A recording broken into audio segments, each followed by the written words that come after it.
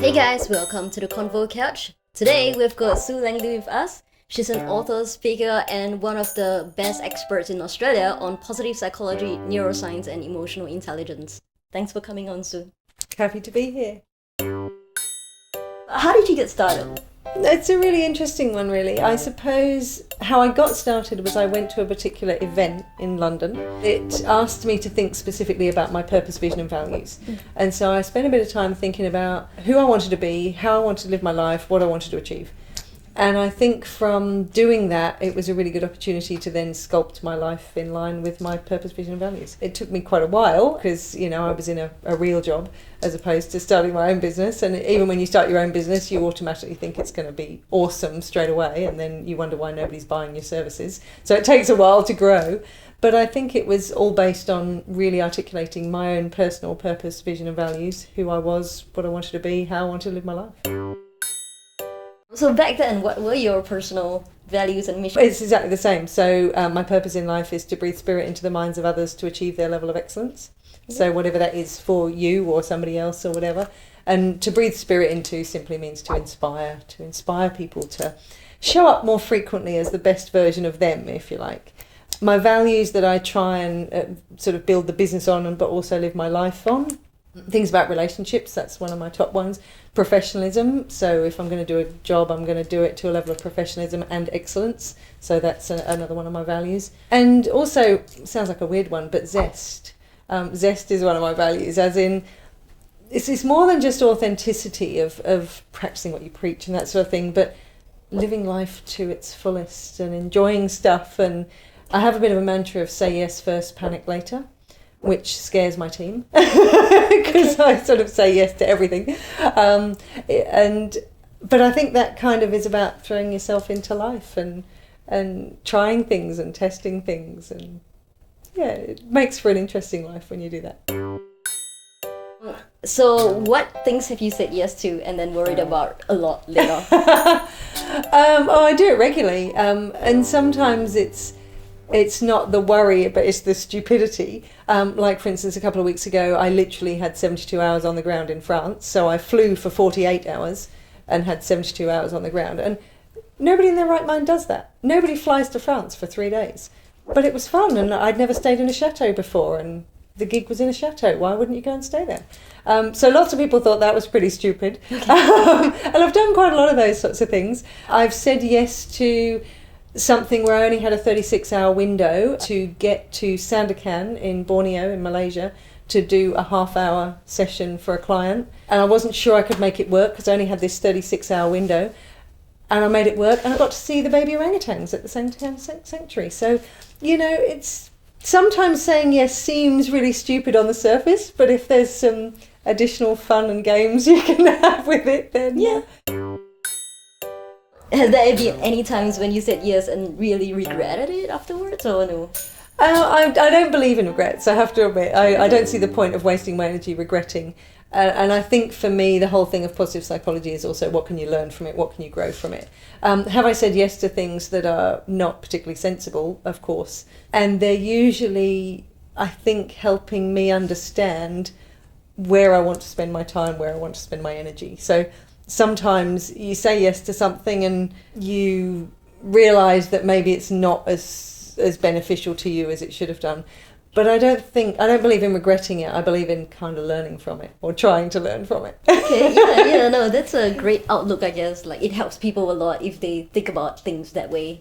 Yeah, well, if you think about, there's been lots of studies about what people say on their deathbed, and they often talk about they regret things they didn't do. Nobody ever regrets what they did do. Mm. So I'd rather do it and learn from it than not do something and then regret not doing it. Okay. What is the thing that, I guess, still surprises you to this day? I think one thing that surprises me, so the first thing that doesn't surprise me, that's part of my learning, is human beings are fabulous creatures. I just find human beings fascinating. The thing that still surprises me is that we seem to have this desperate need to put people in a box of you're different to me because you grew up somewhere different to me, or one person's female, one person's male, or you're a different age to me, so you must be in this category of peoples and I must be in this category. That still surprises me. It drives me crazy when I hear people talk about all Gen Y are like this, or all millennials are like this, or women are like this and men are like this, or people from Singapore are like this and people from Germany are like this. I'm like, for goodness sake, we're just humans. And I think the thing I love about human beings is when you fundamentally get to the heart of who we are so similar. You know, most of us just want to live a good life and be happy, and if we have kids, bring up our kids to be happy, and most of us want to make a difference somehow, or feel that we're needed or we matter in some way. And I just think if you kind of strip away all those superficial things of what gender we are, or what sexuality we are, or where we grew up, or what background we might have. If you take a paragraph describing a millennial, a paragraph that describes a baby boomer, a Gen Y, a Gen X, whatever they might be, and you strip away the category that it's in and you give it to 1,000 different people, no matter what their age, they'll agree with it to roughly 70%, no matter which category. So what's the point? Why do we do this? Why do we feel the need to put you in a category and me in a category? So that still surprises me. Okay. I'd like to undo some of that. That's like labeling, isn't it? Absolutely. So I read somewhere, I think maybe it's part of like humans' natural instincts to, I guess, categorize things. It helps them back in like the prehistoric times. And I understand why, and I know all the science behind it. I mean, I studied the stuff on unconscious bias, and I studied the stuff on stereotypes and how the brain works. But I'd love it if we could erode some of that. That would be nice. I think one of the key things is finding connections. We do an exercise as part of our programs that instantly shows how the brain works around neural connections and how we connect with other people. And I've done that exercise all over the world with almost every type of nationality, age, gender, sexuality, religion, whatever that you could possibly include, and everyone will always find a connection. You will always find something in common with somebody. And so I think if we can just see people as humans, regardless of the package that it potentially comes in, I think we could kind of undo some of that. But also watch our language. I heard a speech the other day, a presentation at a particular conference. I was following this particular gentleman, and he talked about how extroverted people will never have their phone on silent because they need to be heard. Now, if I do a personality preference, I will come out as slightly more extroverted. My phone's been on silent for about 15 years. But according to him, I should never have my phone on silent. I even heard one the other day that a particular tool that assesses people says that people who are left-handed always come out as red or yellow on this particular category. There's only 10% of the population that's left-handed. And yet there's more than 10% that fits in their red and yellow category. So I think we're just maybe watching our language, watching what we say. Does it really matter what category somebody's in, or can we just see them as a person? So those tests that you mentioned, are they like more like personality tests, or? There's lots of tests. I mean, in organisations, lots of people use lots of tests in different ways. And I'm not saying they're bad, they're useful for a conversation.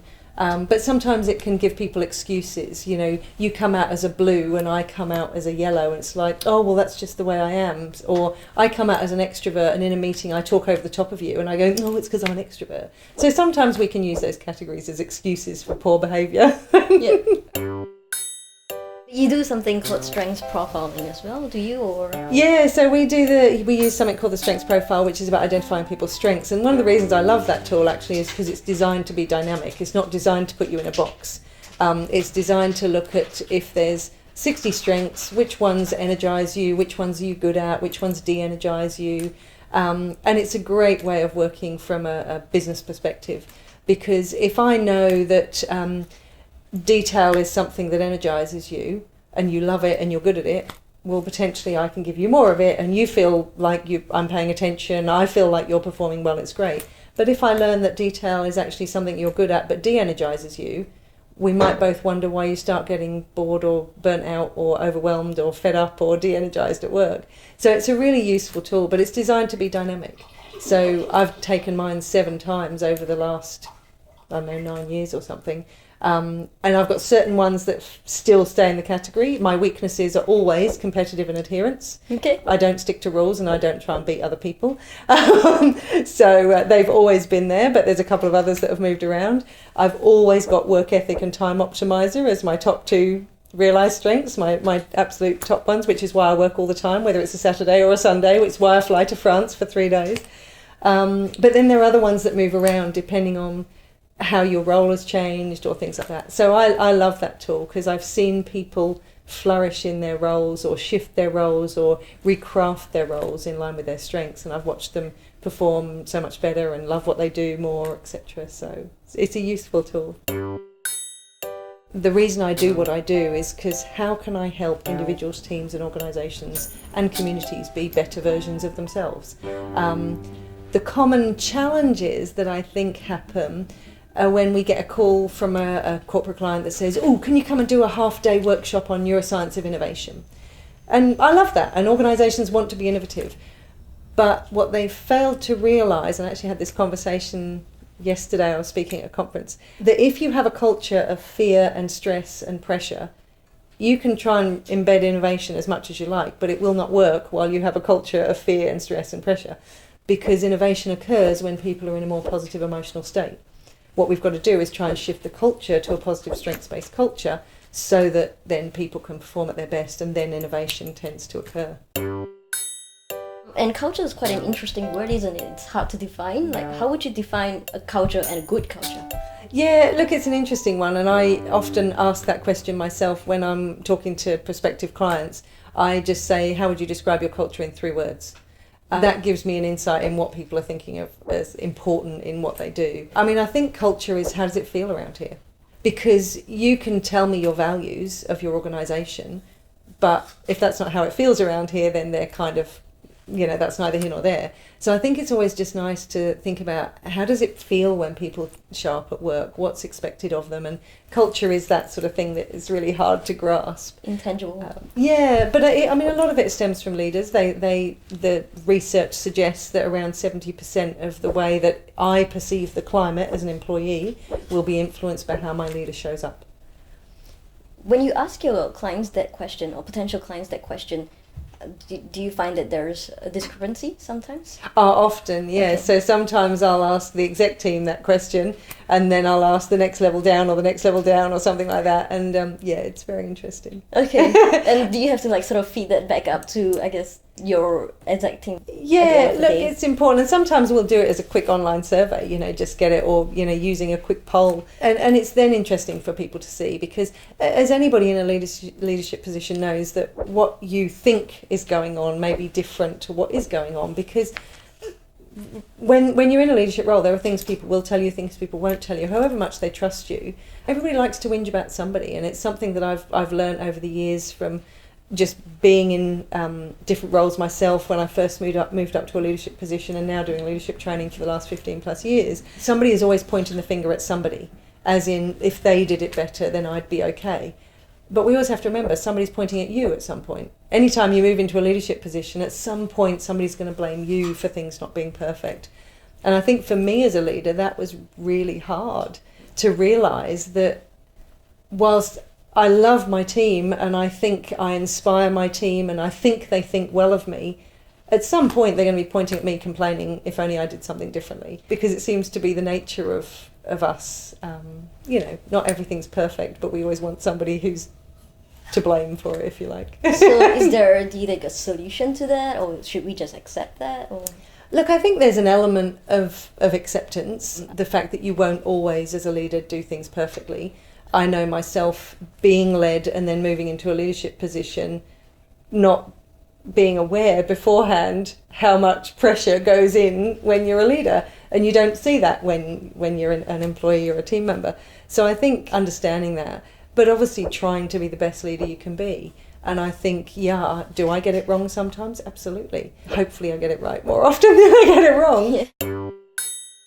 Sometimes with forgiveness it's not always about forgiving other people. Sometimes we need to be nice to ourselves. Most people give up just as they're about to succeed. And it's like, all right, come on, keep going.